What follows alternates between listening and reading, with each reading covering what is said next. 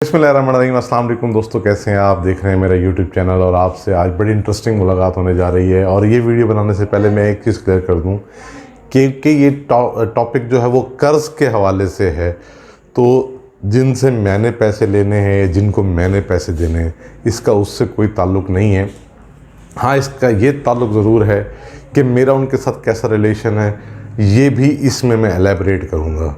तो शुरू करते हैं आज की वीडियो। अच्छा जी, एक बड़ी इंटरेस्टिंग चीज़ ये है कि कर्ज़ ख़ां और मकरूज़ के दरमियान एक ऐसा रिश्ता कायम हो जाता है जो कि उस वक्त तक कायम रहता है जब तक कि वो कर्ज़ अदा न कर दिया जाए। अच्छा, ये जो कर्ज़ ख़ां होता है उसका ख़्याल ये होता है कि मकरूज़ शायद उसके पैसों पे ऐश कर रहा है और उसको कोई वो ही नहीं है, जिसे कहते हैं कि ख़्याल ही नहीं है कि मेरे पैसे वापस कर दे।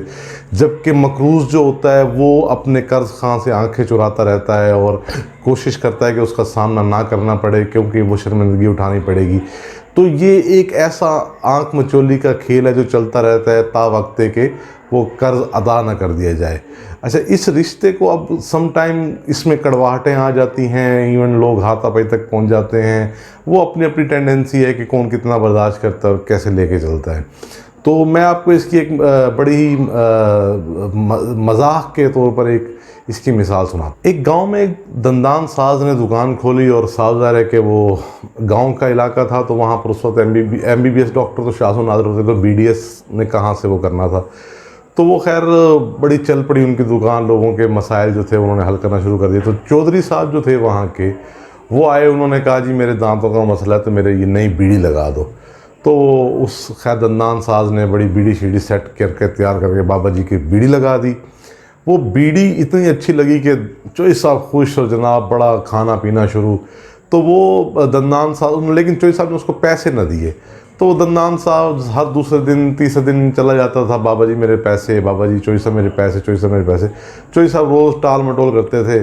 तो खैर एक दिन उसको बहुत ज़्यादा ज़रूरत आन पड़ी, तो वो बड़ा गुस्से में जो था वो चला गया उसके चौधरी के डेरे पर, जाकर जनाब लड़ना शुरू कर दिया, शोर शुरू कर दिया और उनकी हाथापाई हो गई। और जब हाथापाई हो गई तो वो खैर बड़ा ही गुस्से के आलम में डिप्रेस होकर वापस आ गया। तो उसके वहाँ मरीज़ बैठे हुए, तो उन्होंने कहा जी क्या हुआ? तो उसने अपना बाजू आगे किया और उसने दिखाया, ये देखो यार चौधरी से मेरी लड़ाई हो गई है और उसने मुझे यहाँ दंदी काट दी है बाजू के ऊपर। और अफसोस की बात यह कि इसने वो दंदी उन्हीं दांतों से काटी है जो मैंने उसको लगा के दिए थे।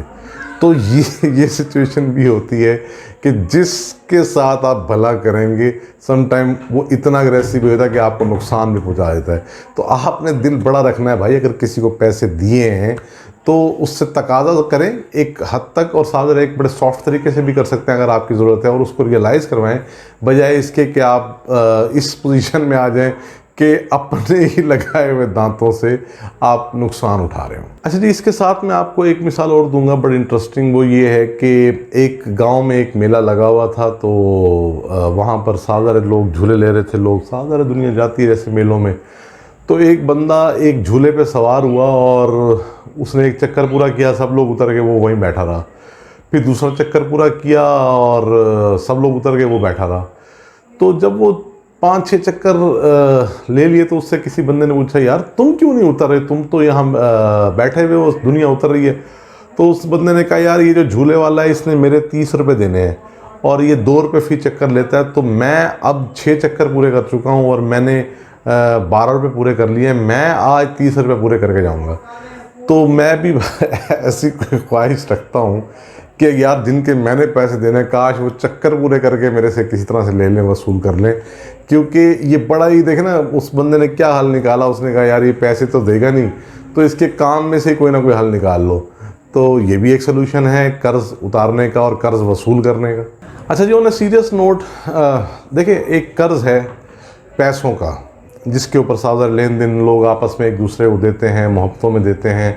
सम टाइम किसी की ज़रूरत ऐसी आन पड़ती है कि अगर मेरे पास पड़े हैं, मुझे किसी मेरे दोस्त को ज़रूरत पड़ गई तो मैंने उसको दे दिया, या मुझे ज़रूरत पड़ गई तो मैंने किसी दोस्त से ले लिया और उसको इस्तेमाल कर लिया, फिर सारे वापस भी करने होते हैं। मैं ये सोचता हूँ कि अल्लाह ताला का कितना एहसान है कि हमारा लेन देन सिर्फ पैसे की हद तक है।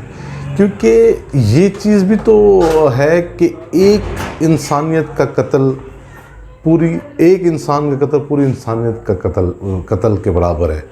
تو اللہ نہ کرے اگر ہمارے ہاتھ سے کوئی مرڈر ہو جائے, ہمارے ہاتھ سے کوئی قتل ہو جائے, اور امیجن کریں کہ اس کا کھاتا کسی دن کوئی کھول کے بیٹھ جائے, یا قیامت والے دن کھل کے بیٹھ گیا کہ آپ نے یہ قرض لیا تھا, یہ قرض موت کا قرض جو تمہارے اوپر ہے یہ تم واجب الادا کیسے کرو گے.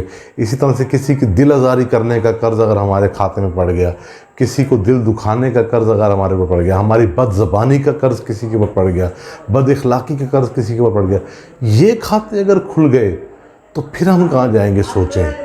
تو یہ سوچنے کی چیز ہے کہ دعا یہ کرنی چاہیے کہ یہ جو پیسے ہیں یہ تو شاید ہم اتار بھی دیں گے, ہم نے لیے ہوں گے, ہم اتار دیں گے, لیکن میرے ذات کے اوپر کم از کم اخلاقیات کا قرض, بد زبانی کا, بد اخلاقی کا, کسی کے ساتھ دل آزاری کا قرض, کسی کی حق تلفی کا قرض, کوئی اس قسم کا قرض میرے حصے میں نہ آئے کہ میں اینڈ میں جا کے شرمندہ ہوں اور وہ قرض ایسا ہوگا کہ شاید میں اتار بھی نہ سکوں. اچھا جی, ایک سائیکائٹرسٹ تھے, ان کے پاس ایک پیشنٹ آیا, اس نے اس کو کہا کہ تم کیوں پریشان ہو, کاؤنسلنگ کی. جب اس نے کھل کے بتایا کہ جی میں نے ایک بندے کے پیسے دینے ہیں, میری نیت صاف ہے, میں نے اس کو دینے ہیں, لیکن وہ مجھے بہت تنگ کرتا ہے, میری راتوں میں نیند خراب ہو گئی ہے, میں ڈپریسو ہو گیا ہوں, میں سٹریس میں ہوں.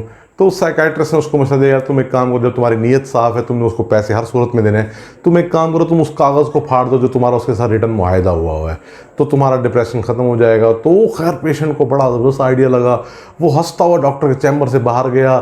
تو جو نیا پیشنٹ آیا اس نے کہا جی آپ نے اس پیشنٹ کو کیا کہا, وہ بڑا ہنستا ہوا جا رہا تھا. اس نے کہا یار اس نے کسی کے پیسے دینے تھے اور میں نے اس کو ایک مشورہ دیا کہ تمہارا جو اس کے ساتھ ریٹرن معاہدہ ہے اس کو تم پھاڑ دو. تو وہ مریض رونے لگ گیا. اس نے کہا تم کیوں رو رہے ہو؟ اس نے کہا بھائی اس نے میرے سے تو پیسے لیے ہوئے تھے, میرے ساتھ تو معاہدہ تھا. تو سم ٹائم یہ بھی ہو جاتا ہے.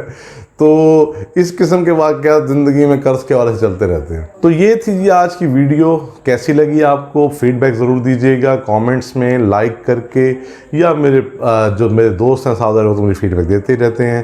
امید ہے آپ کو پسند آئی ہوگی. اپنی زندگیوں میں اچھائی لائیں, کوشش کریں, جن کا قرض دینا ہے دیں, جن سے میں نے لیا ہوا ہے میں بھی کوشش کروں گا ان کو قرض دوں, واپس کر دوں, اور اپنی زندگیوں کو آسان بنائیں. اللہ تعالی ہم سب کو اپنی زندگی آسان بننے کی کوشش کرنے کی ہمت دے, اور لوگوں کی زندگیوں میں آسان کرنے کی ہمت دے. اگلی ویڈیو تک کے لیے اجازت. اللہ حافظ.